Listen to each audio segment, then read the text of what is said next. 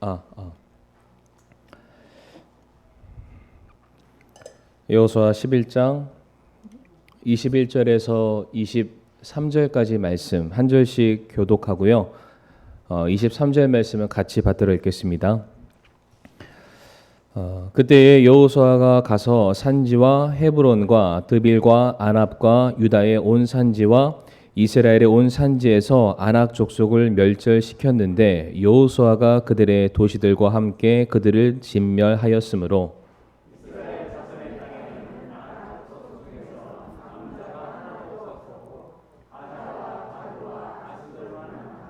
같이 읽습니다.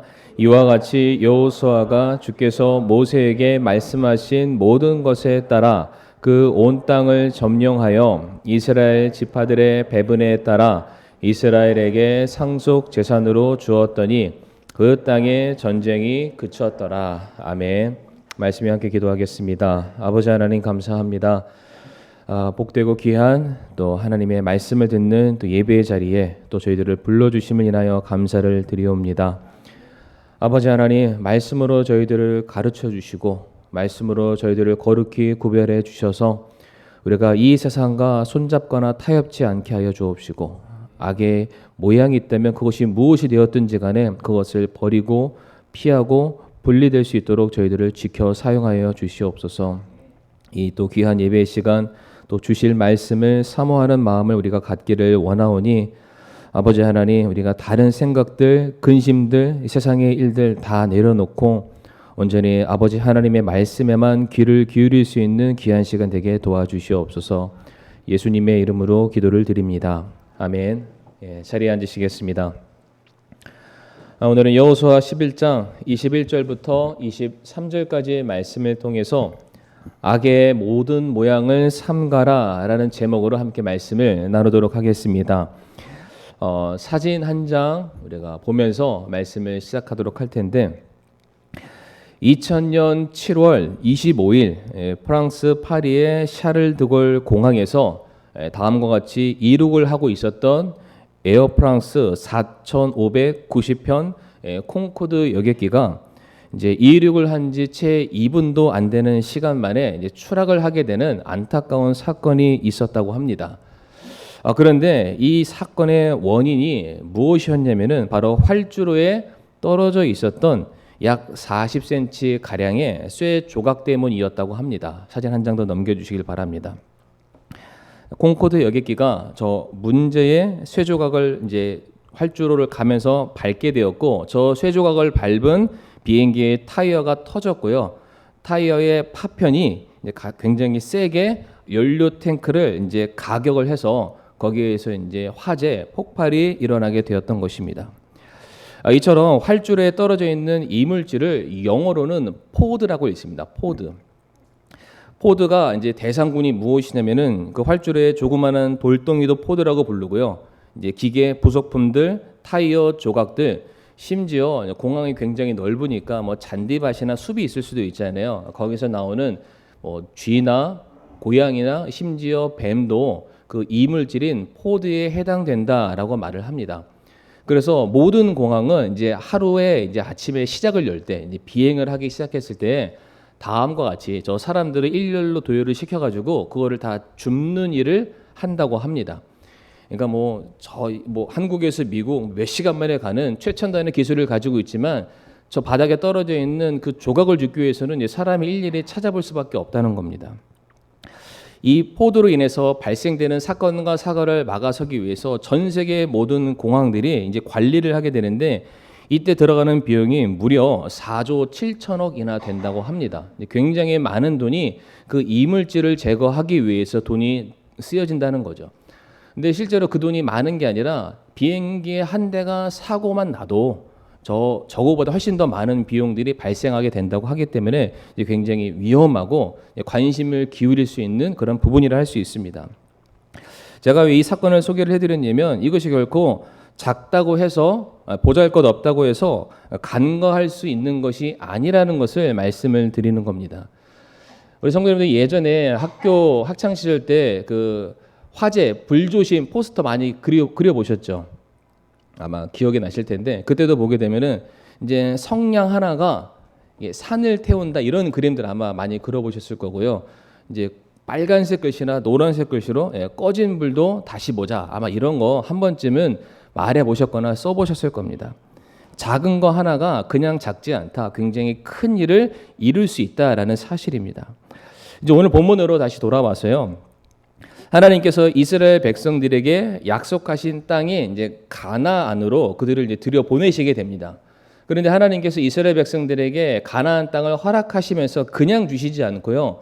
그 땅을 들어가는 모세와 여호수아 그리고 그와 함께하는 수많은 이스라엘 백성들을 향해서 한 가지 하신 명령이 있습니다. 그 명령이 무엇이냐면 너희가 그 땅을 들어가되 이미 그 땅에 살고 있는 원주민 가나안 족속들 이방 족속들이 있습니다. 그들을 다 진멸해야 된다. 그리고 그들이 누리고 소유하고 있는 그들의 모든 문화들, 그들의 어떤 재산들, 그들의 집터 모든 것들 다 진멸하고 완전히 깨끗하게 하고 난 그 이후에 바로 그 장소를 너희들의 기업으로 삼아야 된다라고 명령을 하셨습니다. 자, 그래서 오늘 본문 말씀 우리 성도님들 읽으셨겠지만은 여호수아 11장 21절부터의 말씀을 보게 되면은 가나안 정복이 완료가 된 사건이 기록이 되어 있었습니다. 성도님들 눈으로 오늘 본문 21절 말씀 한번 보시길 바랍니다. 21절 말씀 보게 되면 여호수아가 그들의 도시들과 함께 그들을 진멸하였다라고 되어 있습니다. 가나안 땅에 살고 있는 모든 민족들을 진멸했다라고 되어 있고요. 23절의 말씀 보게 되면은 여호수아가 주께서 모세에게 말씀하신 모든 것을 따라서 온 땅을 다 점령했다. 그래서 맨 마지막에 어떠한 말씀이 기록되어 있나요? 이제 그 땅에 전쟁이 그쳤다라고 되어 있습니다. 지금 21절과 23절의 말씀만 놓고 보건대 이제 가나안 정복은 완료가 됐습니다. 완성을 한 겁니다. 이스라엘 백성들이 이제는 온전히 가나안 땅을 그들의 삶의 터전이요 하나님께서 주시는 분깃으로서 사용할 수 있는 곳으로 새롭게 전환이 되었음을 우리가 확인할 수가 있는데 제가 21절이랑 23절이라고 말씀을 드렸잖아요. 그 사이에 껴있는 22절 말씀 성도님 우리 다시 한번 읽어볼까요? 22절 말씀 보게 되면 이스라엘 자손의 땅에는 아낙 족속 중에 남은 자가 하나도 없었고 이걸로 끝나지는 않습니다. 그 다음에 뭐라고 되어 있나요? 가자와 가드와 아스도데만 남았다라고 되어 있습니다. 분명히 21절과 23절의 말씀을 보게 되면은 가나안 땅을 정복했다, 모두 다 진멸했다라고 되어 있습니다. 그런데 22절 말씀에 가자와 가드와 아스돗은 남아 있다. 어쩌면 여호수아가 가나안 땅 정복을 이스라엘 백성들에게 선언함에 있어서 가자와 가드와 아스돗은 그때 당시 별 큰 문제가 아닌 민족들이었던 것 같습니다. 그러니까 그 나라가 남아 있지만 그 민족들이 여전히 가나안 땅 안에 처해 있긴 하지만 그들이 있다고 해서 우리가 가나안 정복의 완료를 선언하는 데 있어서는 아무런 문제 없다. 우리가 가나안 땅을 소위 말해서 먹었다, 우리께 됐다라고 선언을 했던 것 같습니다. 성도님들 한번 질문해 볼 텐데 지금 여호수아가 가나안 땅을 100% 다 정복했나요? 아닌 것 같죠? 제가 질문하는 게 아니라고 말씀드리는 것 같죠? 그러니까 이미 여호수아는 우리가 그 땅을 다 정복했다라고 선언을 했습니다. 그러나 분명한 것은 성경에 말하기를 아직 그 땅에는 1%가 남아있다라고 말하고 있습니다. 아니 여호수아 입장에서는 내가 하나님의 말씀대로 다 준행했습니다라고 말할 정도의 99%의 순종을 한 것 같지만 하나님이 보시는 입장에서는 분명히 모든 민족들을 그 땅에 살고 있는 모든 가나안 사람들을 다 진멸하라고 말씀하셨는데 오늘 성경에 그대로 나와 있잖아요. 가자와 가드와 아스돗에는 여전히 아낙 민족들이 살고 있었다라고 말하고 있습니다. 그러니까 100%의 순종이 아니라 100%를 가장한 99%의 지금 순종이 일어나고 있습니다. 그러니까 우리들의 입장에서는 제가 저희 아이들이나 학생들에게 100가지를 부탁했는데 99가지를 다 해왔다. 대단한 거죠. 엄청난 겁니다. 잘한 일입니다. 그러나 하나님 보시는 입장에서는 99가지를 순종했다 할지라도 한 가지를 불순종하면 성도님들 이건 완전한 게 아닙니다. 불완전한 것. 여전히 불순종의 자리에 서 있는 것과 다름이 없다는 사실입니다. 다시 말해 여호수아에게 있어서는 가자와 가드와 아스돗은 아무것도 아닌 것처럼 보일 수 있을지는 모르겠습니다. 하지만 하나님이 보시는 입장에서는 아직은 100%가 아니다. 만약에 앞에도 제가 한 가지 사건을 말씀을 드렸는데 가나안이라는 활주로가 있다면 성도님들 아직 거기에 뭐가 남아 있는 건가요? 그 40cm짜리 아직 쇠 조각이 하나 남아 있다. 이스라엘 백성들이 가나안이라는 그 땅을 활주로 삼아서 더 멀리 날아가야 되는 바로 그와 같은 상황 속에서 얼마든지 그들의 발목을 붙잡을 수 있는 무엇인가 지금 여지가 남아 있다는 것을 우리가 볼 수가 있다는 겁니다. 성도님들 요한계시록 22장, 요한계시록은 성경의 가장 마지막 책이잖아요. 그 마지막 책의 마지막 장 22장, 그 22장의 마지막 절이 18절과 19절 말씀을 보게 되면은 모든 사람에게 증언하노니 만일 어떠한 사람이 이것들에다 더하면 하나님께서 이 책에 기록된 재앙들을 그에게 더할 것이요 만일 어떠한 사람이 이 대언의 책의 말씀들에서 빼면 하나님께서 생명책과 거룩한 도시와 이 책에 기록된 것들로부터 그의 부분을 빼신다라고 되어 있습니다. 하나님의 말씀에 하나님의 명령의 규례의 율법에 무엇 하나 더하는 것. 이거 하나 하면 더 좋지 않을까라고 생각해서 내 생각과 내 판단에 하나님의 말씀이 무엇 하나 더하는 것. 아니야. 하나님의 말씀은 맞지만 시대와 상황에 따라서 이것은 적용 안 되니까 요 정도는 빼도 괜찮지. 하나 빼는 것. 하나님께서 무엇이라고 말씀하시냐면은 내 말에 무엇인가를 더하거나 무엇인가를 빼게 되면은 내가 그들 위에 재앙을 내릴 것이요. 그리고 그들을 생명책에서 내가 빼내겠다라고 말씀하십니다. 성도님들 굉장히 무섭고 두려운 말씀입니다. 하나님의 말씀을 우리가 결단코 자의적으로 해석해서는 안 된다. 내가 원하는 대로 내 생각대로 이 말씀을 좌지우지할 수는 없다라는 그런 말씀이 되겠습니다. 동일하게 마태복음 5장 19절 말씀도 보게 되면은 하나님의 명령이 비록 작은 말씀이라 할지라도 제가 이 말씀 가지고 지난 시간에 1.1획에 대해서 제가 비유로 설명드렸던 것을 기억하실 겁니다. 그 말씀, 그것이 아무리 작은 것이라 할지라도 이것을 내가 지켰냐, 이 말씀을 내가 순종했냐, 이 말씀대로 내가 살아갔냐가 하나님께서 훗날에 그 성도가 천국에 오게 되었을 때에 이 사람이 큰 자인지 작은 자인지를 판단하는 하나의 기준이다라고 말씀하십니다.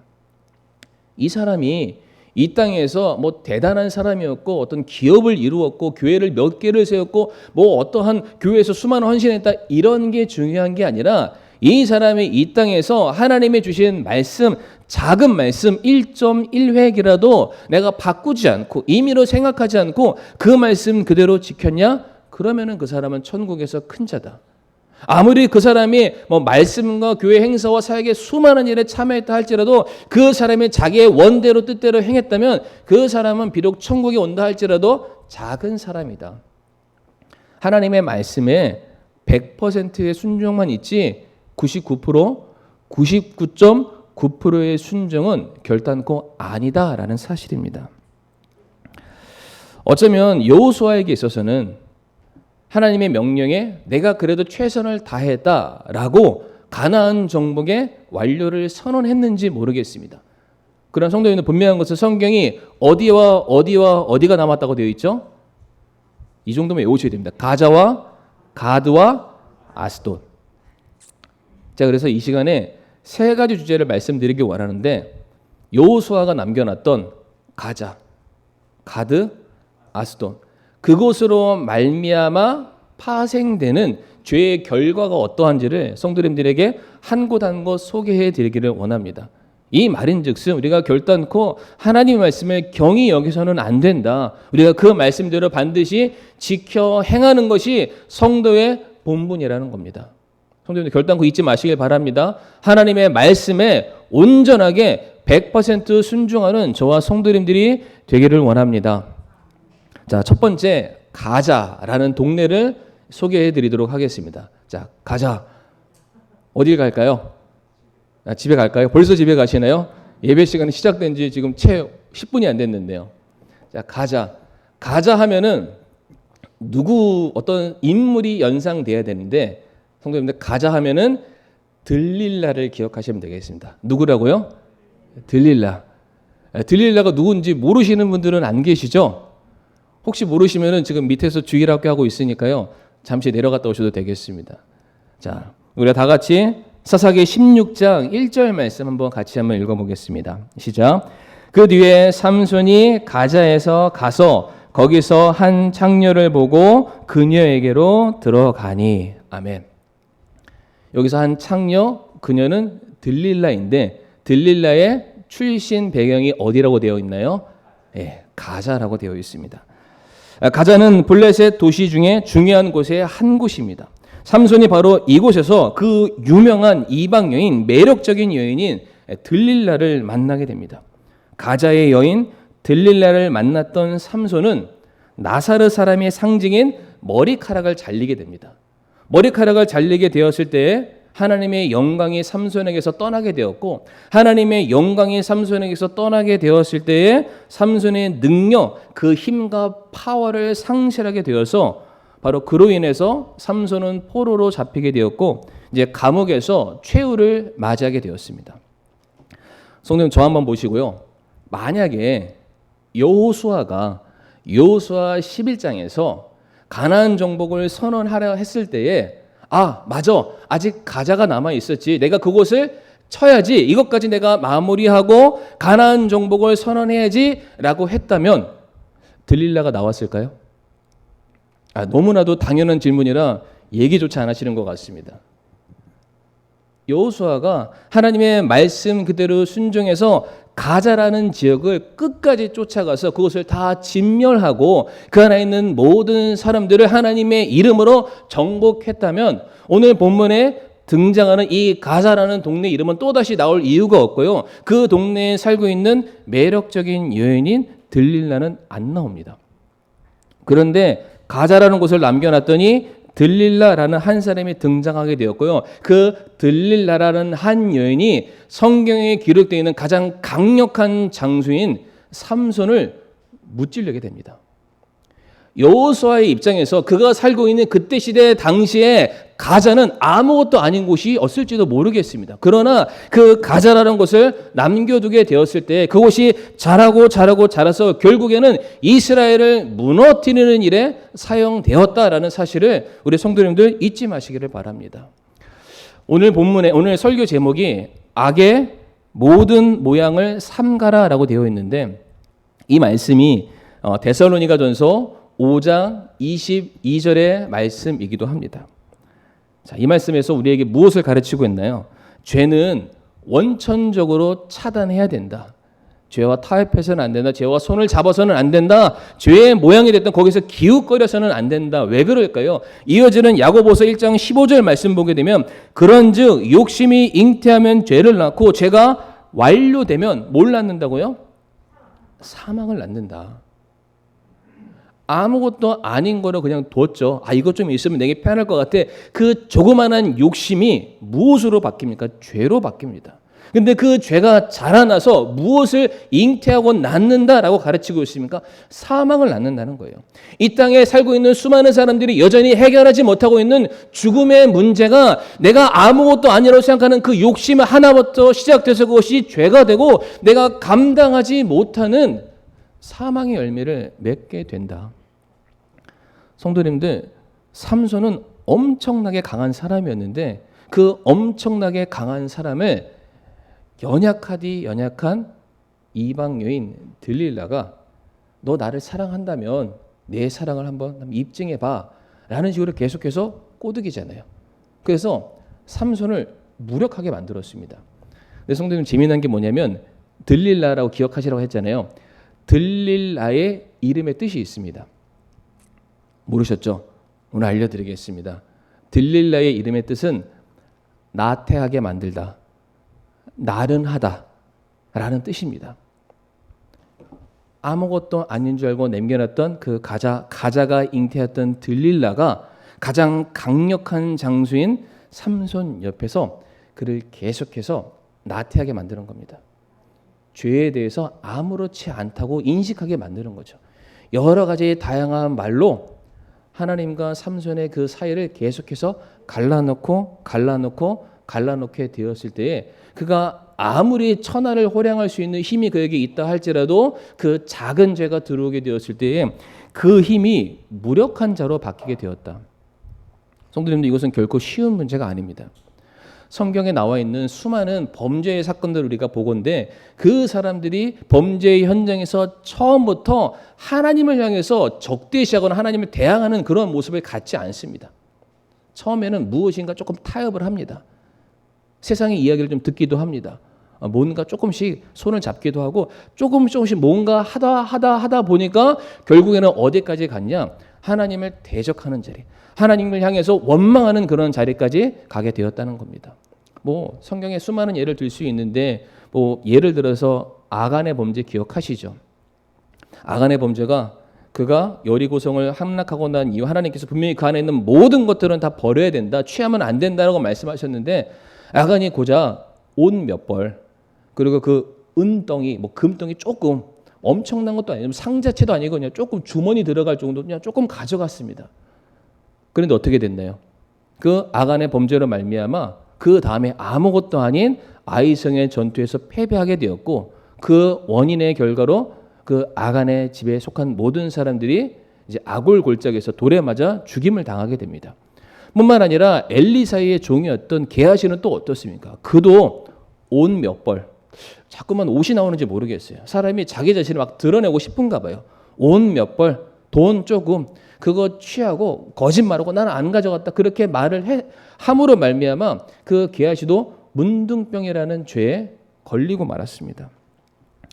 처음에는 그 시작이 별거 아니었는데 내가 그것을 조금씩 타협하고 붙들고 내 것으로 삼기 시작했을 때에 결국 그것이 나를 올가매는 올무가 되어서 나를 사망의 길로 이끌어 가게 되는 그런 원인이 된다는 겁니다. 제가 일부 예배 때 이걸 설명을 드렸는데 설명을 드렸더니 성도님들의 표정이 별로 안 좋으셨습니다. 이게 뭐냐면 이제 로마 시대 때 이제 죄인들 이제 죽음으로써 그의 형벌을 이제 감당해야 될 그 사람들에게 내리는 벌이 있습니다. 이제 그 벌이 뭐냐면 이제 죄수랑 이제 죽어 있는 시체랑 이제 묶어 놓습니다. 그게 끝입니다. 그런데 이제 묶어 놨을 때 이게 사이좋게 손을 묶어 놓거나 발을 묶어 놓은 게 아니라 이제 죄수와 죽어 있는 사람과 딱 서로가 얼굴을 마주 보게. 그래서 이 얼굴에 딱 해서 눈과 눈, 코와 코, 입과 입, 턱, 배, 다리 딱 밀착되게 이제 이게 막 묶어 놓는 겁니다. 선생님 상상이 되십니까? 이게 한쪽은 죽은 시체입니다. 죽은 시체란 말은 썩어가는 존재라는 거죠. 그러니까 시간이 지나면 지날수록 그 죄수 앞에 그 시체에서 도끼가 베어져 나오는 거죠. 그러니까 뭔가 이게 막 그런 더 이상 설명 못 하겠습니다. 막 흘러 나오니까 원하든 원치 않든 그것이 살아있는 사람에게 영향을 주는 겁니다. 그러니까 살아있으나 죽어있는 시체나 다름이 없다. 그러니까 이 사람이 죽을 죄를 지었는데 감옥에 집어넣고는 때리거나 창으로 찌르거나 뭐 무거운 거를 쥐어주거나 그런 걸 전혀 한 게 아니라 그냥 묶는 걸로 끝입니다. 그냥 죽을 날만 기다렸는데 너무나도 고통스럽다는 거죠. 제가 왜 이 설명을 굳이 드리냐면 사도 바울이 로마서 7장 24절에 나는 구원받은 하나님의 자녀로서 거룩히 이 세상에서 구별되어서 하나님의 영광을 쫓고 말씀에 순종하는 그런 삶을 내가 살아야 되는데 내 안에는 하나님을 사랑하고 소망하고 따르고자 하는 열망이 있는데 여전히 내 육신, 이 썩을 육신이 나로 하여금 하나님의 영광을 도달하지 못하도록 자꾸만 올가매고 있다. 나는 비참한 사람이로다. 이 사망의 몸에서 누가 나를 건져내려. 성도님들, 바울은 하나님의 말씀대로 살아가지 못하는 자기 자신의 모습을 바라보면서 썩어가는 시체라고 말하고 있습니다. 굉장히 중요한 신앙의 고백입니다. 나는 썩어가는 시체가 아니라는 거예요. 원래 내 안에는 완전히 새롭게 창조된 그리스도의 모습을 닮은 사람으로서 천국을 소망하며 이 세상과 분리되는 그런 삶을 내가 살아가야 되는데, 그런 나인데 그런 나를 무엇인가 올가매는 존재가 있는데 그게 뭐냐? 썩어가는 시체라는 겁니다. 그 시체가 나를 꽉 붙들고 계속해서 무엇인가 잘못된 영향을 주니까 이 영향을 안 받아야 되는데 나도 모르게 그 시체를 서로 그냥 부둥켜 안고서 무엇인가 영향을 주고 영향을 받는 그런 존재가 되니까 천하의 사도 바울이 나 비참한 사람이다. 누가 나를 이 몸에서 나를 건져내 줄까? 이 몸에서 떨어지고 싶다는 거죠. 사도 바울이 이만큼 죄에 대해서 경멸히 여겼습니다. 우리 성도님들은 어떠십니까? 죄를 이만큼 무서운 것으로 치부하고 계십니까? 죄로부터 나 자신을 분리시키기 위해서 우리 성도님들 애를 쓰고 계십니까? 잠언 13장 5절 말씀 보게 되면 의로운 자는 거짓말을 미워하나 사악한 자는 역겨우며 수치에 이른다. 우리는 쉴 새 없이 밥 먹듯이 거짓말을 하는데 이것도 죄죠. 근데 성경이 말하기를 그거는 역겨운 일이다. 수치스러운 일이다 라고 되어 있습니다. 거짓말하면 성도님들 아이러니하게도 다윗을 기억하시면 됩니다. 다윗이 밧세바를 범하고 난 이후 자기의 잘못을 덮기 위해서 거짓말로 계속해서 상황을 덮으려 하다가 결국 그마저도 안 되니까 자기의 오른팔인 충신인 우리아를 죽음의 자리로 내모는 살인교사까지 가게 되었습니다. 어떤 책에 보니까 한 번 거짓말을 하면은 그 거짓말을 덮기 위해서 7번의 거짓말을 해야 된다. 그러니까 이 성도의 입에서 살아있는 말, 생명의 말, 소망의 말이 나와야 되는데 우리 역시나 이 육신을 입은 상태에서 한번 거짓말을 하면은 어쩔 수 없다는 겁니다. 계속해서 죄를 반복해서 지을 수밖에 없다. 또한 고린도후서 6장 14절 말씀 보게 되면은 너희는 믿지 않는 자들과 더불어 공평하지 않게 멍에를 같이 매지 말라. 죄를 가볍게 여기는 사람들, 하나님을 두려워하지 않는 사람들, 구원받지 않고 오히려 세상을 사랑하는 그 사람들과 교제하는 그 일들을 믿는 성도들은 조심해야 된다. 거기에서 너희를 구별해야 된다라고 되어 있습니다. 성도님들, 에덴 동산의 사건으로 우리가 돌아가 보게 되면은 뱀과 교제했던 하와가 그 죄의 영향력을 받게 됩니다. 그래서 타락한 하와가 자기 남편 아담을 만나게 됐을 때 그 죄의 영향을 고스란히 전해주게 됩니다. 우리가 누구를 만나느냐, 누구와 함께 교제를 하느냐, 누구와 함께 내가 교제권을 삼느냐가 성도님들 굉장히 중요한데 잘 한번 생각해 보시길 바랍니다. 과연 나는 누구와 함께 내가 소망의 이야기들을 나누고 있는가? 반드시 기억해야 될 것은 사랑하는 성도님들, 불순종의 결과인 이 가자가 천하의 삼손을 무너뜨리는 들릴라와 같은 죄의 열매를 맺게 되었다는 겁니다. 두 번째, 가드에 대해서 설명드리겠습니다. 가드 하면 성도님들 누구를 생각하시면 되냐면 골리앗을 생각하시면 됩니다. 골리앗. 다 같이 사무엘상 17장 4절 말씀. 사무엘상 17장 4절 말씀 우리 성도님들 한번 읽어보시겠습니까? 시작.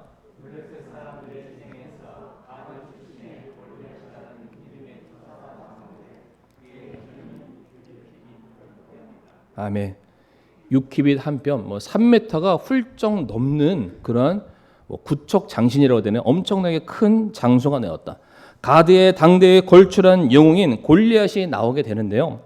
사무엘상 17장 8절과 9절 말씀 보게 되면은 이제 블레셋과 이스라엘이 전투하는 그 장면에서 블레셋을 대표하는 골리앗 장수가 나와서 이스라엘을 향해서 나와서 나랑 싸우자라고 말을 합니다. 이 말씀 보게 되면 너희는 사울의 종이 아니냐? 아니죠. 이스라엘 백성들은 하나님의 자녀들이고 하나님의 종입니다. 그런데 골리앗이 이것을 낮게 보는 거죠. 얕잡아 보는 겁니다.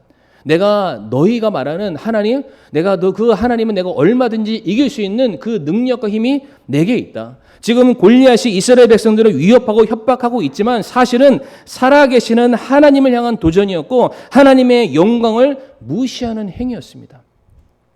그런데 여기 제가 화면을 안 만들었지만은 이어지는 사무엘상 17장 11절 말씀 보게 되면은 골리앗 장수가 이스라엘 백성들이 섬기고 모시는 하나님의 이름을 욕되게 하고 있는데 이스라엘 백성들이 그 말을 듣고 나서 두려워서 벌벌 떨었다라고 되어 있습니다. 제가 아까 했던 질문 다시 한번 해보겠습니다. 여호수아 11장에서 가나안 정복을 선언하게 되었을 때 가자, 오케이, 아 맞아, 가드도 있었지, 가드까지 다 진멸했다면 오늘 본문에 나와 있는 골리앗이 등장할까요, 등장하지 않을까요? 너무 당연하죠. 등장할 수가 없습니다. 그런데 가드라는 곳을 남겨두게 되었을 때, 여호수아가 살아생전에는 가드가 아무것도 아닌 장소였을지는 모르겠지만 그 가드라는 곳을 남겨두게 되었을 때에 누가 등장했다고요? 골리앗이 등장했습니다. 성도님들, 이 골리앗을 그러면 누가 키운 건가요? 제가 굉장히 어려운 말씀을 드렸죠. 골리앗은 이방 사람들이 키운 게 아니라 사실상 하나님의 백성들이 키운 거나 다름이 없습니다. 그들이 하나님의 말씀에 불순종했잖아요. 없애라는 거 안 없앴잖아요. 남겨뒀잖아요. 사사기 말씀 보게 되면은 이스라엘 백성들이 철병거가 무서워서 납뒀다라고 되어 있지 않고 철병거를 이용하기 위해서 내버려 두었다라고 되어 있습니다. 이미 가나안 정복을 하는 그 시점에서도 이미 철병거로 수차례 무찔린 그런 전적이 이스라엘 백성들에게 있었습니다.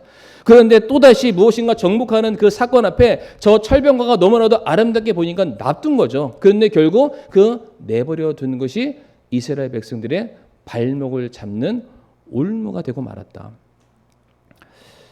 그러한 차원에서 제가 1부 예배 때는 종교 역사에 대해서 설명을 드렸는데 제가 2부 때는 따로 말씀을 드리지는 않겠습니다.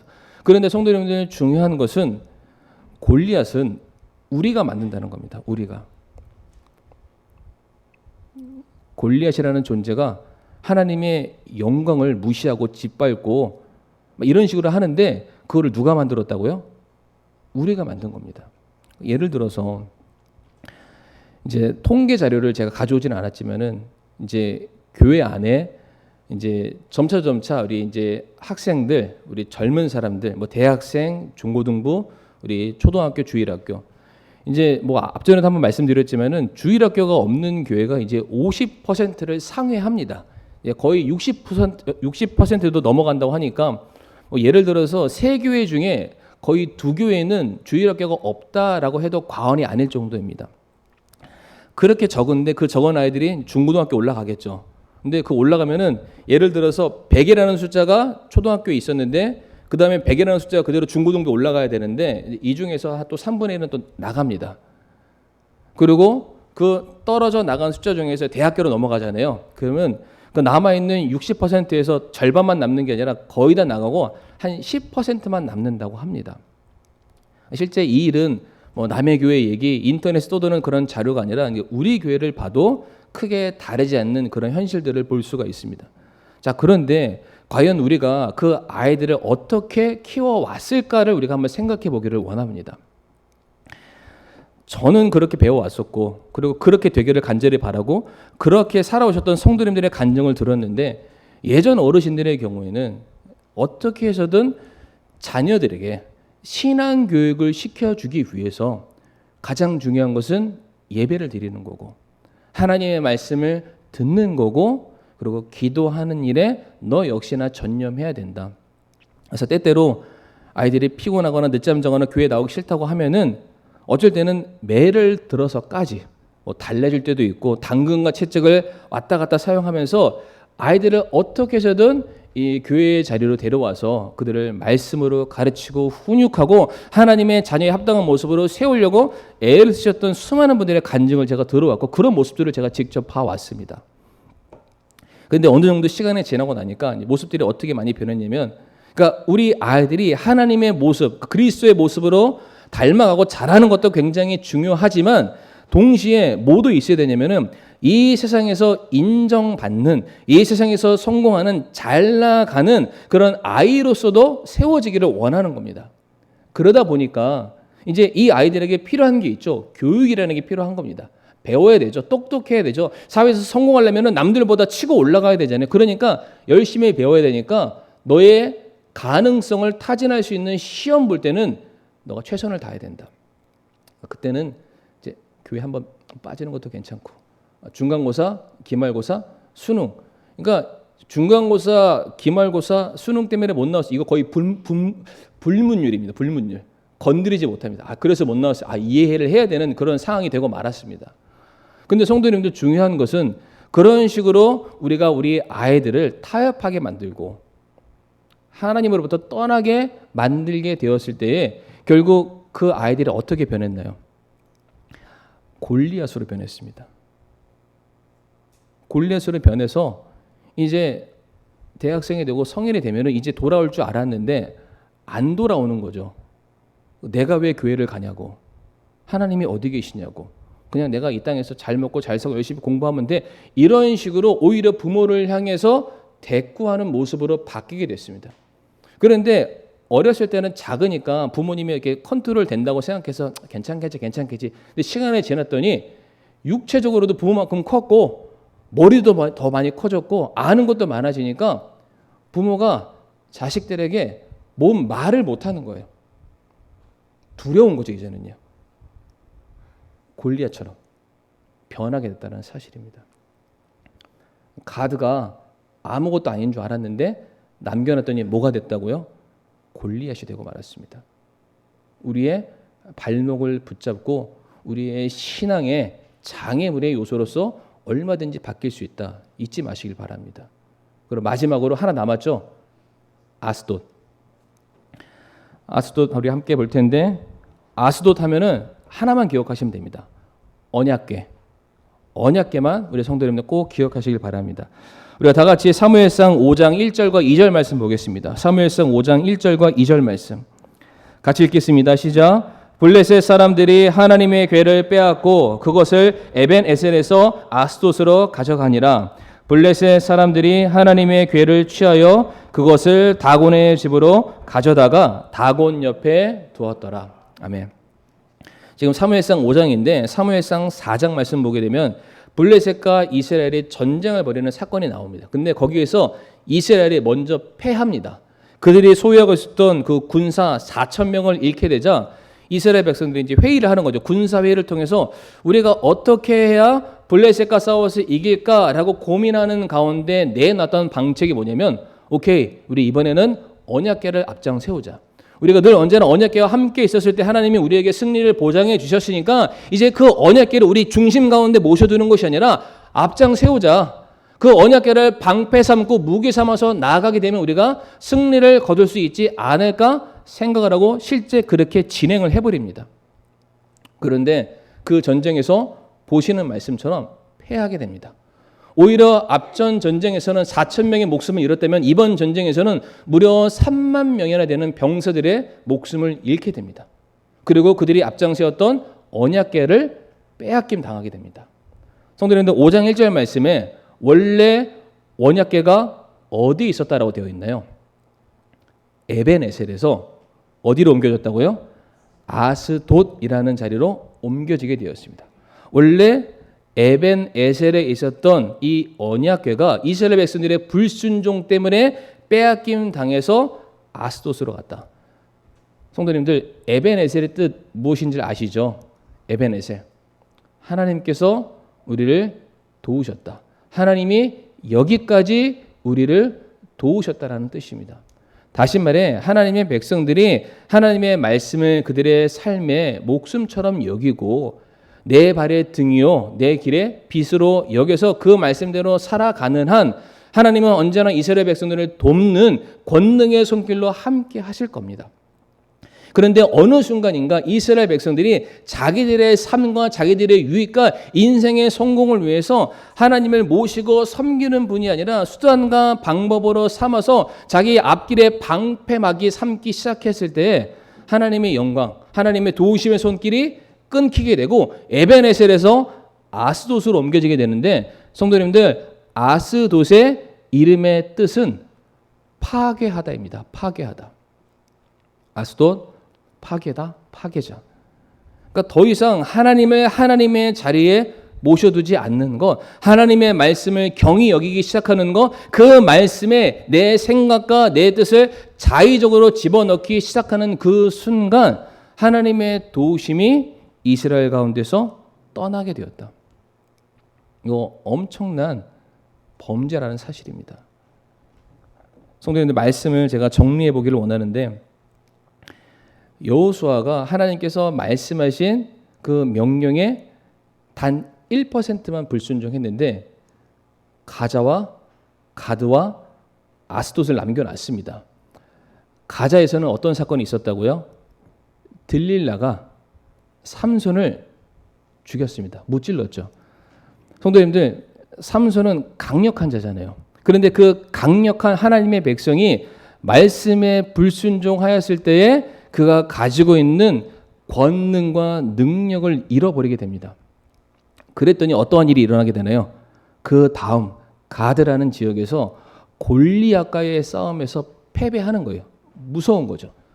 성도 한번 생각해 보세요. 삼손과 골리앗이 싸운다. 볼만하지 않겠습니까? 그런데 그 삼손이 불순종 때문에 능력을 잃어버려서 골리앗 앞에 그가 말하는 그 망령되이 여기는 그 말 앞에 아무 말 하지 못하는 비루한 자로 서 있게 되었다는 사실입니다. 그리고 그렇게 아무것도 아닌 자가 되었으니까 하나님께서 그 사람을 들어 쓰실 이유가 없잖아요. 하나님의 영광을 가져가시는 거죠. 그 언약궤가 그의 삶에서 옮겨지게 되었던 것입니다. 성도님들, 말씀에 순종하는 것이 이만큼 중요하다는 겁니다. 우리가 말씀에 불순종하게 되었을 때에 우리들의 삶에 나타나게 될 올무들, 삶의 장애물들 성도님들 잊지 마시길 바랍니다. 특별히 민수기 33장 51절부터 56절 말씀 보게 되면 모세가 이스라엘 백성들에게 이렇게 얘기를 했습니다. 하나님의 말씀대로 너희가 다 진멸해야 된다.